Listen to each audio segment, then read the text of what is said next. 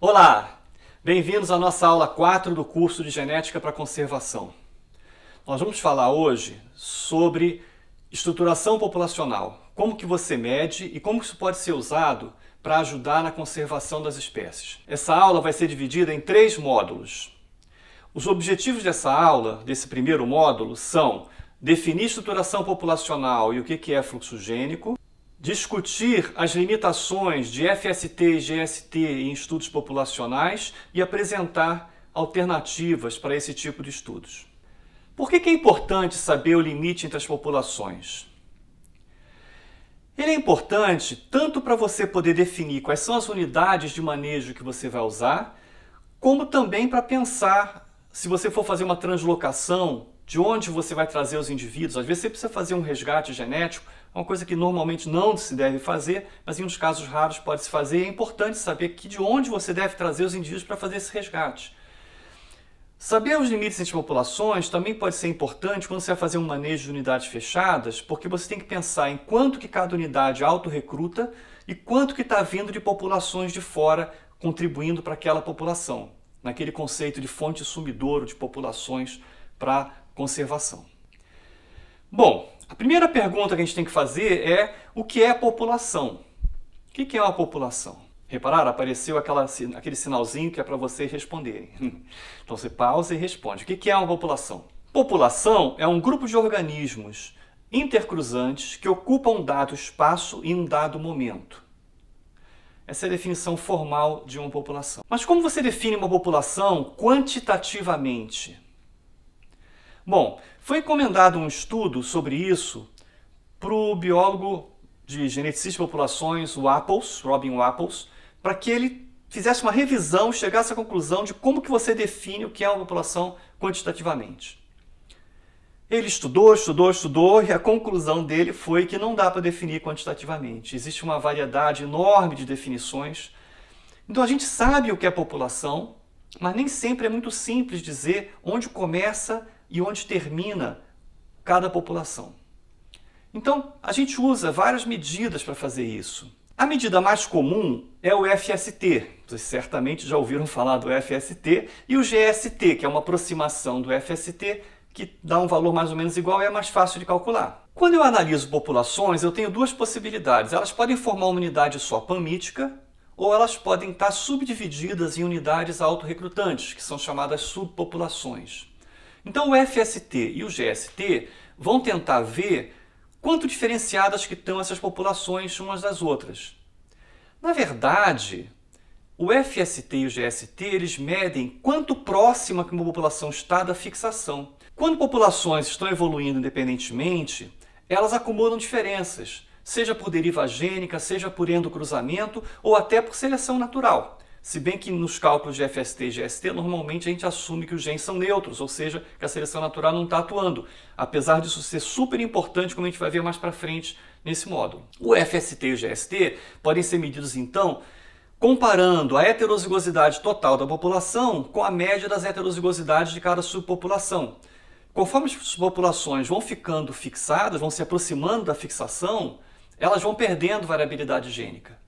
E aí, quando você compara a variabilidade gênica média delas com a total, essa que não muda, você pode ter uma ideia de quanto próximas que elas estão da fixação. Se por um lado eu tenho essas forças evolutivas fazendo com que as populações se divirjam, como que eu falei, deriva gênica, endocruzamento, por outro eu tenho uma outra força que faz com que elas fiquem mais parecidas. Como é que é o nome dessa força? Fluxo gênico. O fluxo gênico é quando indivíduos de uma população vão para outra e se reproduzem lá. Isso é o fluxo gênico.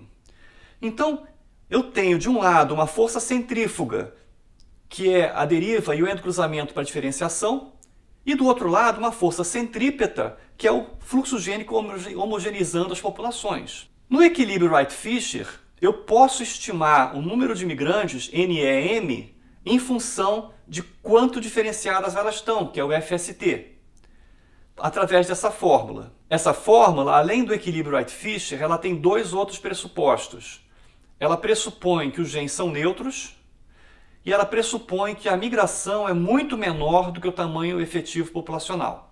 A migração ser menor é esperado, porque se a migração fosse muito grande, a população seria panmítica. Então é normal que o número de imigrantes seja uma fração muito pequena do tamanho efetivo populacional.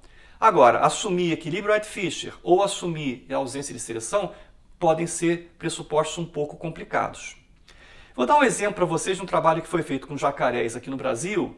O jacaré está na moda agora, né, por causa de vacina, para falar sobre como que você faz para diferenciar as populações do jacaré ao longo da bacia do Rio Amazonas.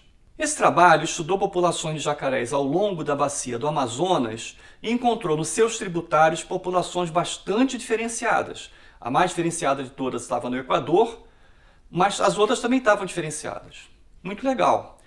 Mas nesse trabalho, além de você mostrar a diferenciação pelo FST, os autores pegaram o FST e transformaram em número de imigrantes esperado, o NEM. Isso é um pouco complicado.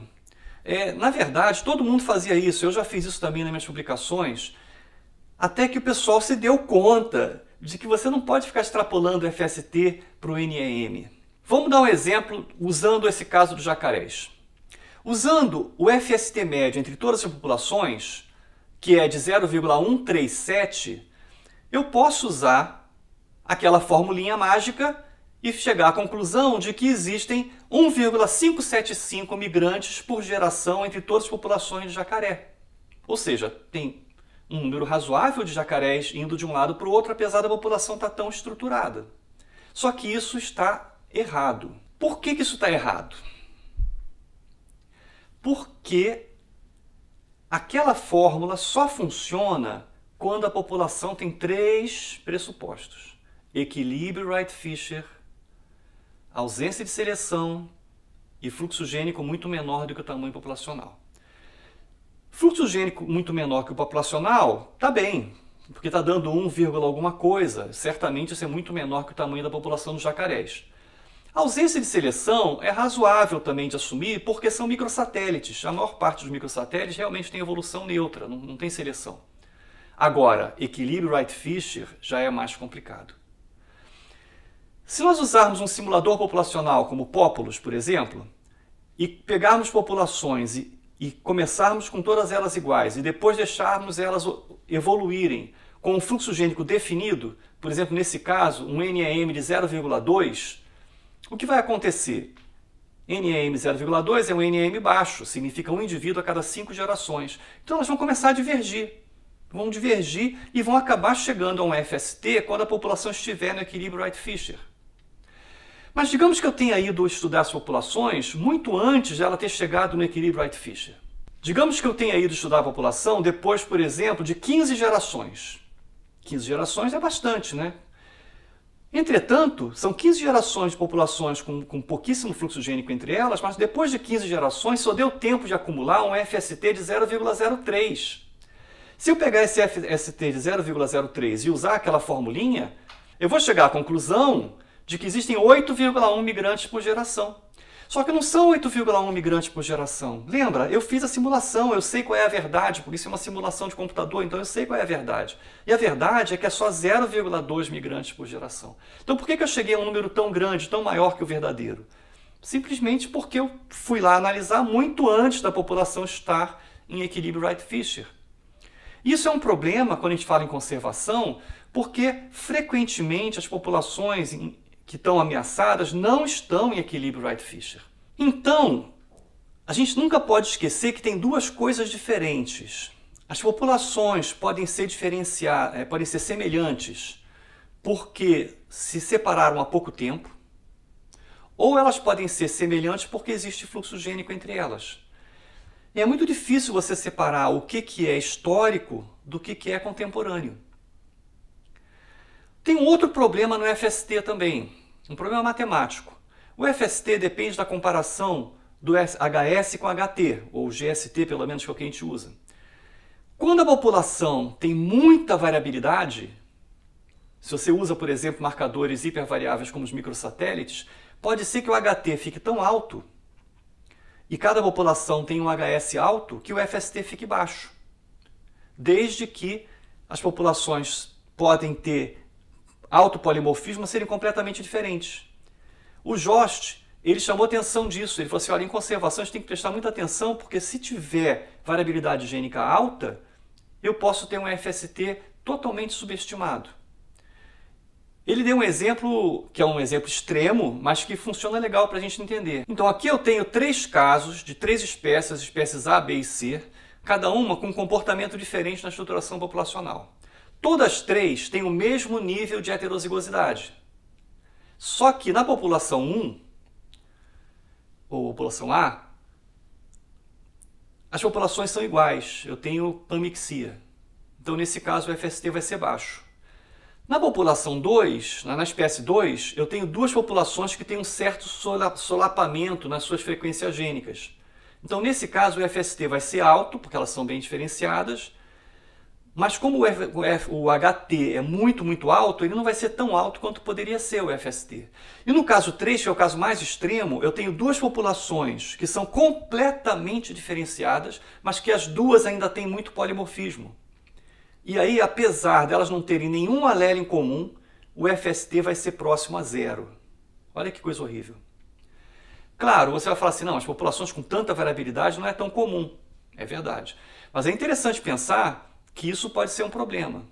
O próprio Jost desenvolveu uma outra medida, que é o D, que mostra quanto diferenciadas as populações estão. Porque o FST não é realmente uma medida de diferenciação. Ele é uma medida de quanto que as populações evoluíram para a fixação. Em geral é a mesma coisa, mas não é sempre a mesma coisa. Nesse caso você pode usar o D. Então a ideia é de que quando você estiver estudando populações que têm polimorfismos muito altos, intrapopulacionais, você considere usar o D junto com o FST. Que aí vão dar valores bastante diferentes, você tem que confiar mais nesse caso no D. Tudo bem, a gente está usando o FST, que foi o que vocês aprenderam até hoje. Mas será que não tem uma outra maneira de analisar isso? Tem. Tem agora as análises chamadas análises bayesianas de atribuição. São análises que usam algoritmos MCMC. MCMC é cadeia de Markov com simulações Monte Carlo. Então são as 4 letras, Markov Chain Monte Carlo Simulation, que podem ser usadas agora não mais pegando cada grupo de indivíduos, chamando de subpopulação e comparando eles com FST.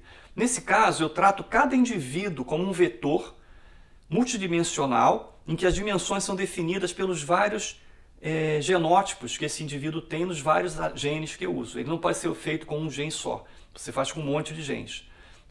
A partir de uns 10 genes, o negócio já começa a funcionar bem, com microsatélites, por exemplo. Mas se você tiver muito mais, por exemplo, técnicas que conseguem analisar 100 loci, como a gente vai ver mais para frente nessa aula, aí é melhor ainda. Mas de qualquer forma, ele não delimita as populações, você não delimita, o programa delimita para você, pegando cada indivíduo e tratando por um vetor. Eu vou mostrar para vocês um programa que eu gosto muito, chamado TESS.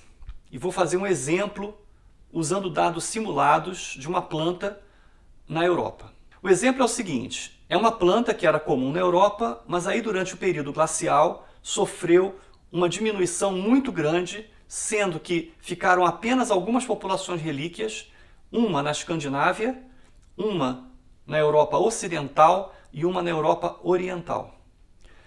Depois, conforme a Terra foi se aquecendo, as populações foram se espalhando, até que acabaram se encontrando no meio da Europa, criando uma zona de contato secundário.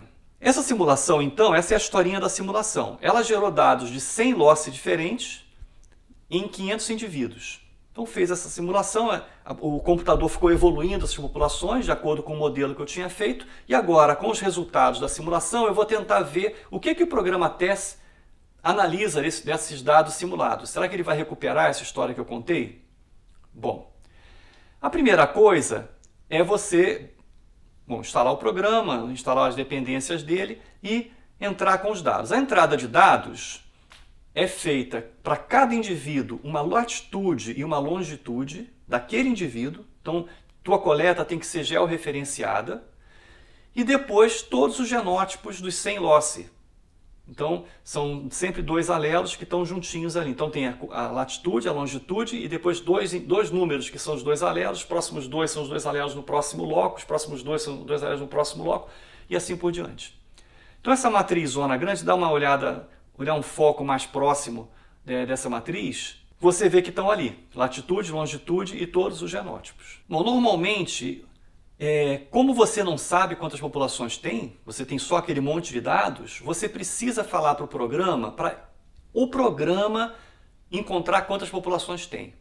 Isso é o número K, é o número de populações. Como é que eu faço? Eu calculo primeiro com K igual a 1, ou seja, pamixia.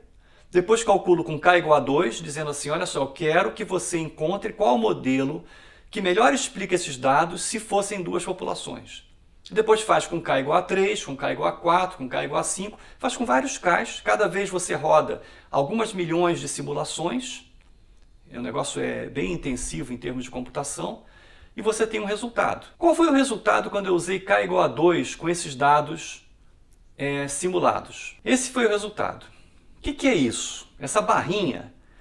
Cada linha vertical é um indivíduo daqueles 500. Se você olhar direitinho, vai ver que dá para ver umas linhazinhas assim. Cada cor é uma população. Como eu falei que eram duas, só tem duas cores. Então o que o programa fez foi falar, se você acha que só tem duas populações, eu separaria esse grupo desse grupo. E cada barrinha tem uma proporção de pertencimento àquela população hipotética, que é a atribuição daquele indivíduo. Então alguns indivíduos vão ter uma cor só. Então o que o programa está dizendo é assim, olha só, se eu fosse atribuir esse indivíduo, eu diria que ele é da população rosa, com 100% de chance de ele ser ali. Ele tem tudo de ser rosa. Já em alguns casos, ele tem uma barrinha que é 80% de uma cor e 20% da outra. Então você está falando, ou esse indivíduo é um híbrido, ou então eu tenho uma ambiguidade na minha atribuição, porque ele tem 80% dos genes em comum com a rosa e 20% em comum com a laranja. Vamos ver o que acontece quando K é igual a 3.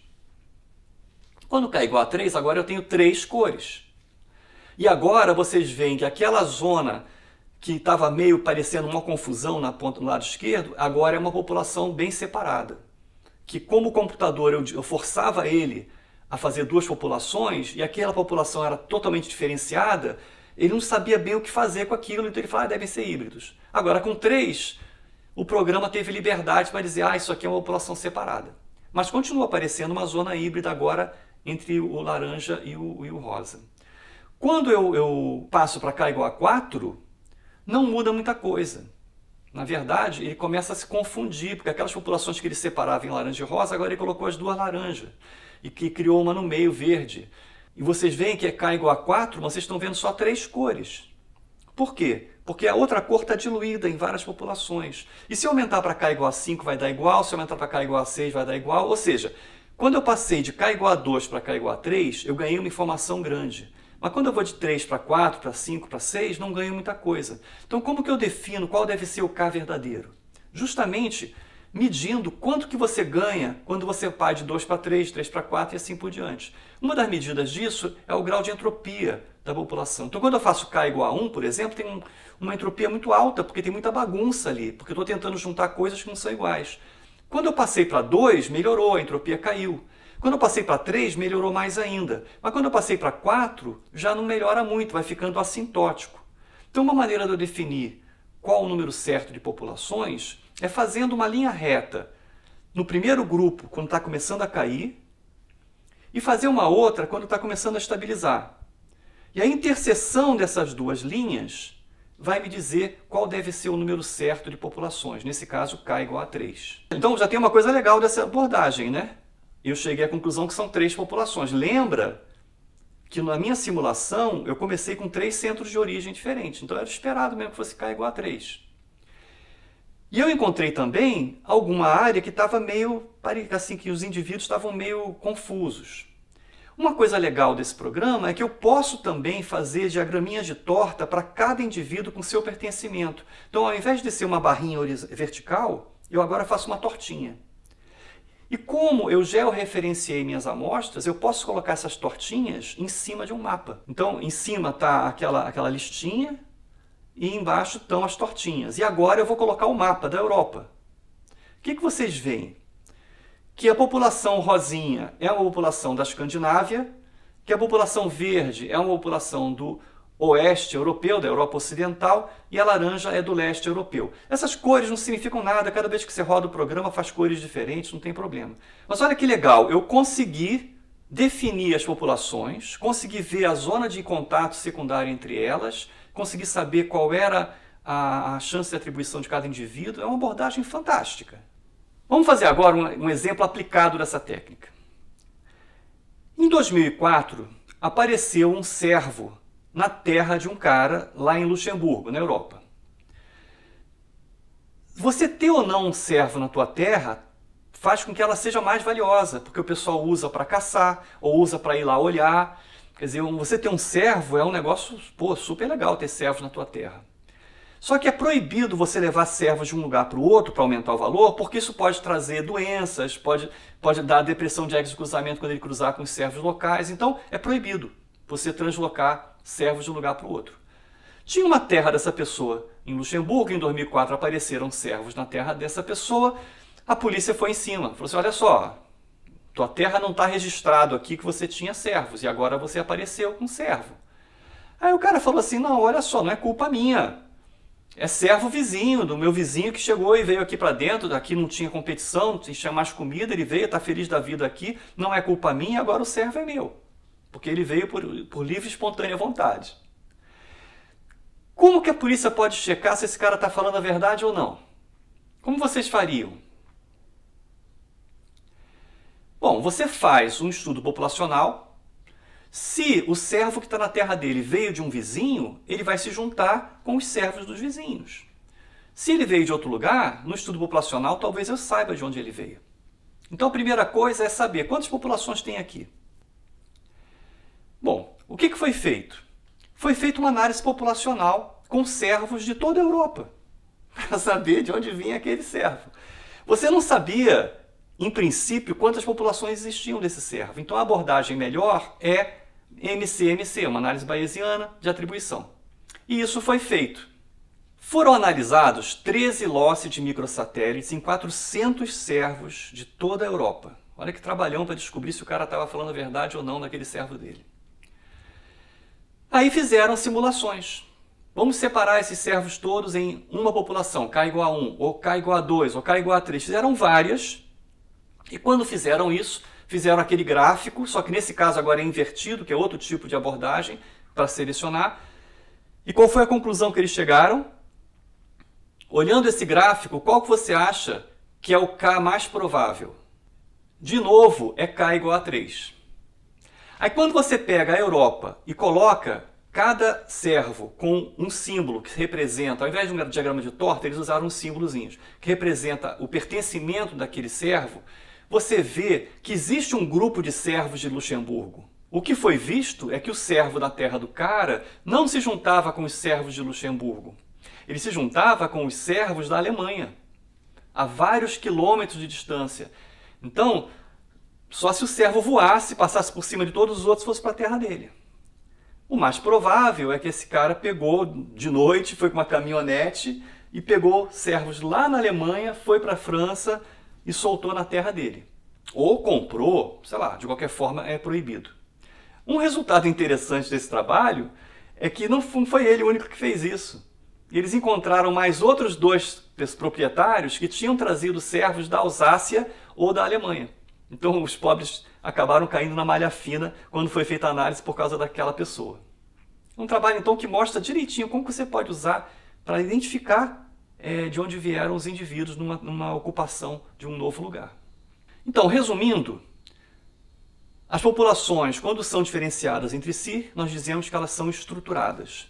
O FST é uma medida de quanto estruturadas as populações estão. Só que o FST e o GST